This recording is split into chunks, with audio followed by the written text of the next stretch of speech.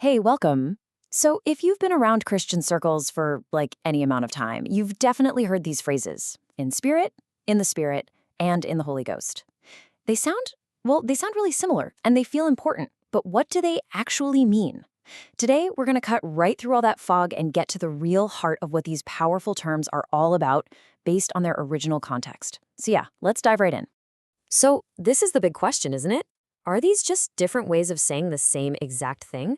Or are they pointing to three totally distinct spiritual realities? A lot of times you'll hear them used interchangeably, maybe to describe a really powerful emotion or some kind of mystical experience. But is that what the original writers were actually getting at? Let's dig in and find out. Okay, now this is where it starts to get really interesting. This slide kind of lays out the popular, you could say, mystical ideas that we hear all the time. In spirit, oh, that's an ecstatic trance. In the Spirit, that's like a temporary spiritual high. And being in the Holy Ghost, people often talk about a physical shiver, feeling a fire. But are these feelings what the Bible is actually talking about? We're about to put these common ideas to the test and see how they stack up against the text itself. First up, in spirit. Let's peel back the layers on this one and see what's really going on. For just a minute, try to forget the whole idea of a big sensational feeling, and let's look at what the text actually says about the nature of worship. Right, so let's tackle this common view head on. It's the idea that to worship in spirit, you got to be in some kind of altered state, maybe even completely lose yourself in a feeling. But when we actually go to the source, we find a very, very different story. And boom, this verse just perfectly illustrates the real meaning. See, Jesus isn't comparing an emotional state with a non-emotional one. Not at all. He's contrasting worship that's tied to a physical place, like a specific mountain or the temple in Jerusalem, with worship that actually lines up with God's very nature. Since God is spirit, the only worship that makes sense has to come from our spirit. So here's the bottom line. In spirit is all about sincerity. It's about what's going on inside of us, our inner person, our core being, genuinely connecting with God. It's about the authenticity of our worship, not how intense our emotions are or how perfect our rituals look on the outside. And that's something anyone can do anywhere at any time. All right, let's keep it moving and see how this builds with our next phrase, in the Spirit. Now, if in spirit is about the sincerity of an act, this next one, this is about a permanent state of being. This isn't something that just comes and goes. And here we go again. The popular idea frames this as just a fleeting moment, a spiritual peak you hit during a really powerful song or prayer, and then you come back down. But the Apostle Paul, he paints a completely different picture. There it is, crystal clear. Paul puts in the Spirit as the direct, total opposite of being in the flesh. This isn't an experience, it's a position. It's like you've moved. It's your new spiritual address. If you're a believer, this is where you live. You are in the Spirit, period. So get this. Being in the Spirit is the default setting for a Christian. It's your new identity.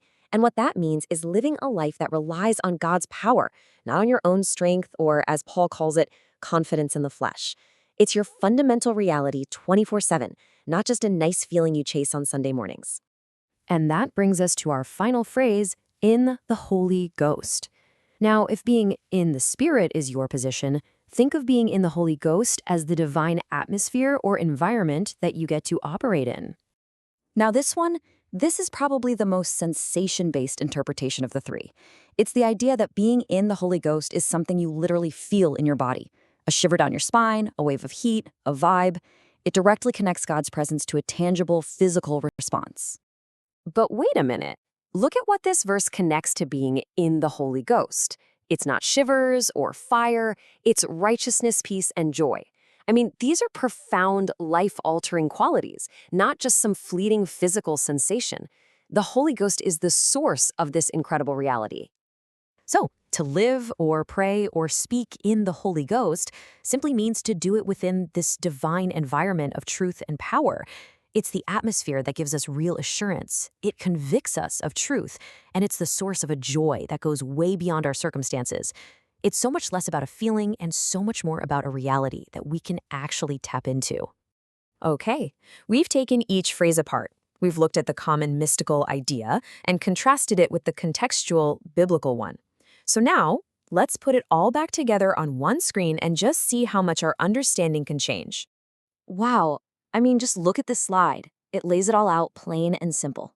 Look at that shift in thinking. In spirit goes from some ecstatic trance to just sincere, honest worship. In the spirit moves from a temporary high to your permanent position as a believer. And in the Holy Ghost is transformed from a physical shiver into the actual source of our joy, truth, and power for daily life.